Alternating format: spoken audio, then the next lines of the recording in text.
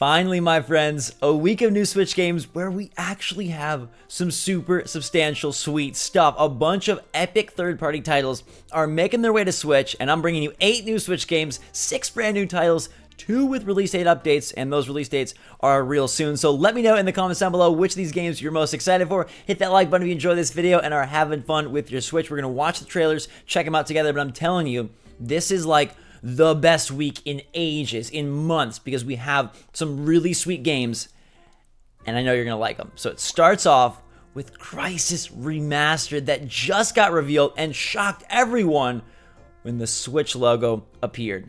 Let's check them out, all the trailers, and decide if these games are hot or not together. This blows me away.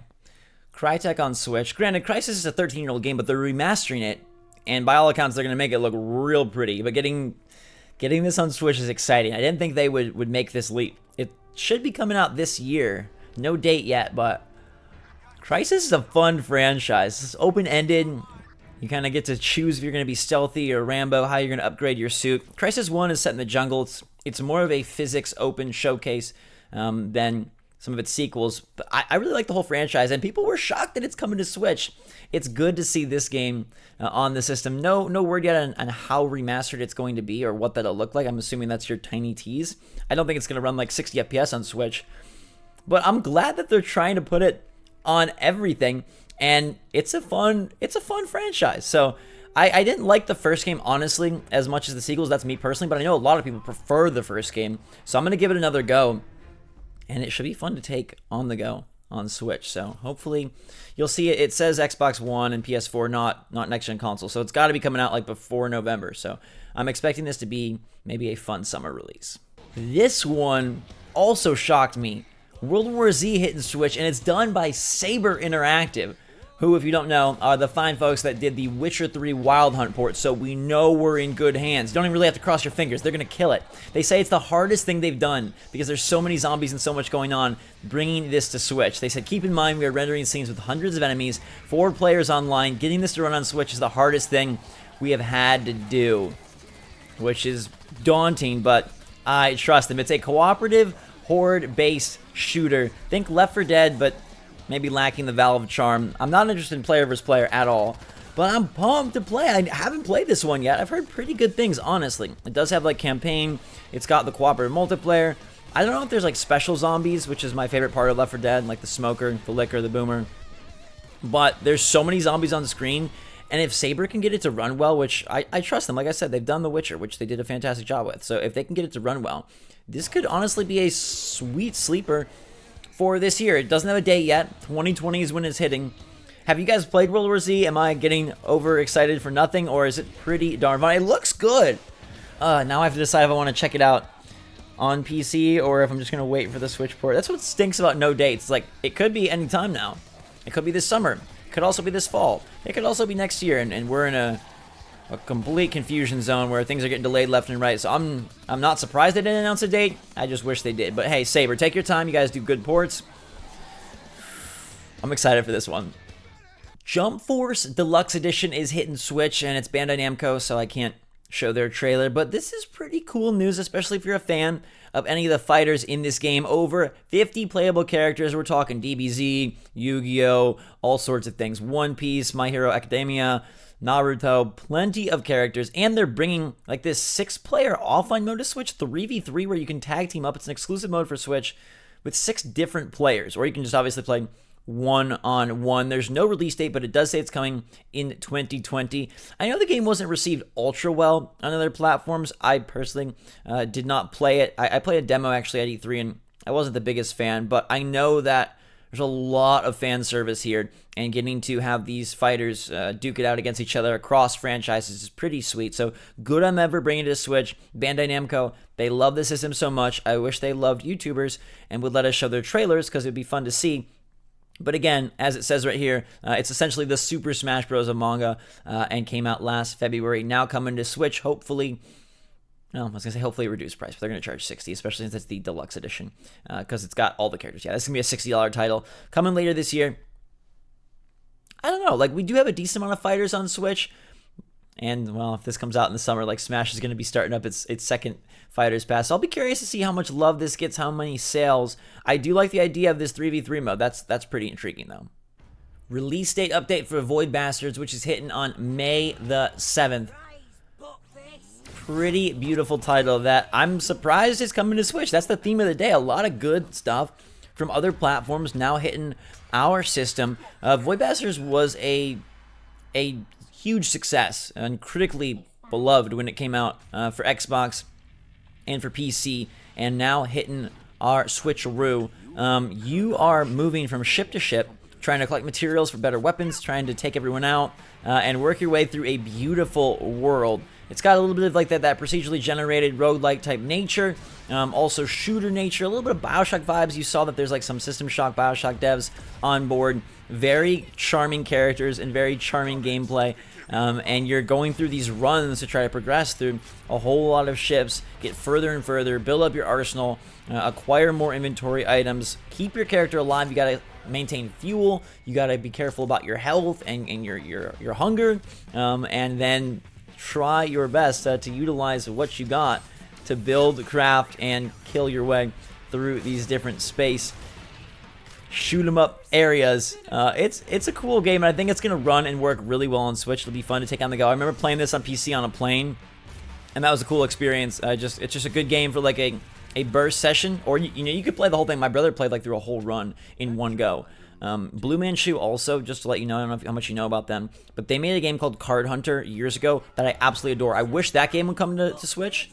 I don't even know if it's in operation anymore because it required an internet connection, but it was like a deck building Dungeons and Dragons pizza comic book. I don't know, it was such a cool game where you acquired characters that had use your different abilities and cards to get. Oh, it was so good. Card Hunter is phenomenal. Bring Card Hunter to Switch. If this does well, maybe they will. Blue Manchu, I like those guys a lot, and you guys should keep your eye on Envoy Bastards. Subulba is strutting to Switch next month. Star Wars Episode 1 Racer, which was unveiled at the recent mini direct, is coming to the system with the release date update next month. This game does not have a whole lot of stuff. There's no trailer really. There's just some screenshots. As you can see, it's looking a little old. It's looking a little musty. They basically kept the same interface from the PS2 days. It also came out on N64. It was on PC. This is a old title. It's coming out on May 12th. Hopefully it's priced accordingly. I really liked it back in the day. I'm not sure I will like it as much now, just because that's a time long ago, a galaxy far away. But it's cool that Star Wars has seen such a push on Switch with the older games. I'd love a new Star Wars game. I thought Jedi Fallen Order was phenomenal. Looking forward to the sequel. EA, I know you guys don't love to bring stuff to Switch, but you could put that game on Switch. Even if they ported Jedi Fallen Order, the first game, oh, it's so good. It'd be amazing on Switch. It's like Uncharted meets Dark Souls meets Star Wars. It's amazing. But if you want to venture to yesteryear and have little baby Anakin try to please Watto and duke it out with Subulba, they say that they have embraced Switch Joy-Con, whatever that means. And they're using, the best control scheme they could come out with. I don't know how this is going to look and run. It does not look like it's updated all that much. Maybe at all. It's just ported, as was the case, I think, with the Jedi games. So we will see. It's going to have a very specific niche audience, but it's coming soon, which is always cool. Cubic Games is a prolific publisher on Switch. They put out a lot of stuff, and they had their own little, mini direct show the other day, which was kind of neat. They announced their lineup for 2020. A fun way to do things. And I applaud them for coming out with a presentation. They just dropped Tharsis on the platform and Hyper Parasite, but they've got some new titles coming out, and I want to highlight two of them in particular. The first is going to be Dex, this game right here, which is a 2D open action RPG with cyberpunk setting. And I'm trying to talk over this narrator, I'm sorry, but yeah, we'll let the trailer, I guess, speak for itself. What do you mean? And hack your way through the dystopia of Dex. A sci-fi RPG with exploration, non-linear gameplay, and interactive dialogue at its core. Okay. A lot of talking, a lot of choice, Customize your hacking, skills, equipment, and extensive audio skill trees. to fit multiple playstyles. So it looks like, I mean, if the narrative's good, this could be cool. It seems like the gameplay, you can just tell it looks stiff, right? It kind of looks stiff for an action RPG. I mean, maybe it's good, but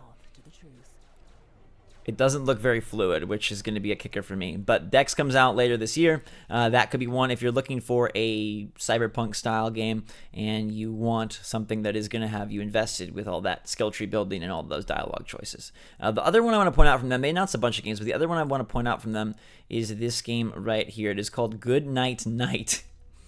It looks pretty fun. Night is a sneak and slash RPG where stealth and dungeon crawling combine. This one makes me happy. I think the colors are cool, the art style's good. It's a sneak and slash. It's a great genre title. And that right there, I don't know if you heard it, but you got procedurally generated areas with handmade puzzles. I think that's super smart. So like the rooms and stuff are, you know, generated, but the actual puzzles are handmade, so it's going to have some good attention to detail. They say it's humorous, a lot of bosses, and kind of this like stealth and action gameplay that I think is pretty darn cool. I'm pumped for this one, so I'm pretty pumped to check this one out. I hope the gameplay is crispy here, because it's going to have to be, as this is completely action-based. You can see you're acquiring a lot of like XP fast. I'm expecting there to be like a good level up system. It doesn't sound like it's a roguelite, even though there are procedurally generated areas. It says it's a dynamic sneak and slash RPG. But it doesn't say anything about like, and they talk about risk reward, but it doesn't say like, oh, multiple runs. So it's, and there's a storyline, so it's got to be a linear game, but with your procedurally generated set of rooms and stuff a little bit different than the last. That one has promise. We'll have to wait and see when it comes out later this year. Last but not least, we've got Picross S4 dropping next week. They just announced that it's coming out April 23rd for $10. I don't know if you guys are familiar or enjoy Picross. There was recently a really great genre blend Picross game, Murder by Numbers, that I highly recommend. If you do not want your Detective Ace Attorney flair in your puzzler, though, you can just get straight Picross S4, which is going to combine Picross, Mega Picross, Color Picross, and Clip Picross all into one game with over 300 puzzles for you to partake. Now, they're not as fun as uncovering clues and evidence, so I highly recommend Murder by Numbers over just straight Picross. I also like Pokemon Picross on the handheld platforms, but in case you are into Picross, like, I think it's one of the coolest video game puzzlers. Like a strict brain teaser puzzler, like this isn't gonna do for you like what The Witness does or the Talos Principle. But if you like math and numbers, which maybe that's a bad question, but I like Picross. I know I'm kind of weird, but I think Picross is fun. I just think there's more fun ways to play it, so I will not be picking up S4, but it is out next week. So there you have it, 8 new games, 2 release date updates, 6 brand new, and a lot of third-party love. Personally, I'm super pumped for both World War Z and Crysis Remastered. I'm going to get both of those games. I'm excited to see them run and work on Switch. Big challenges for both studios to make the ports pristine and to make them run effectively on Switch. If they can, I think both games are going to be good ones to get, especially this year if Nintendo isn't able to put out as much. We're going to be looking heavily at third parties and leaning on their releases. Let me know in the comments down below which of these games you're most excited for, if any of them piqued your interest. I think it's a pretty darn good week for a change, so hopefully you guys feel the same. Hit that like button if you enjoyed the video. Stay safe, stay healthy out there. I love you guys a lot. Appreciate all your support. Check out our Discord if you want to join a fun place to talk AC. It is a very positive, happy, awesome community. So if that sounds right for you, link in the description below. And until next time, yeah, Envoy Bastards is also really good. I know some of you are going to be all about Jump Force, Episode 1 Racer, for those OG Star Wars fans. And then Cubic has done some good stuff in the past, but it's kind of like a TBD on their games. Picross isn't for me, but that's the last one that we talked about, and I think it's all about Crysis Remastered and Saber trying to bring World War Z and all those zombies to our portable screens. We'll see if they can do it. Until next time, everybody, have a fantastic week. Thanks again. SwitchForce, out.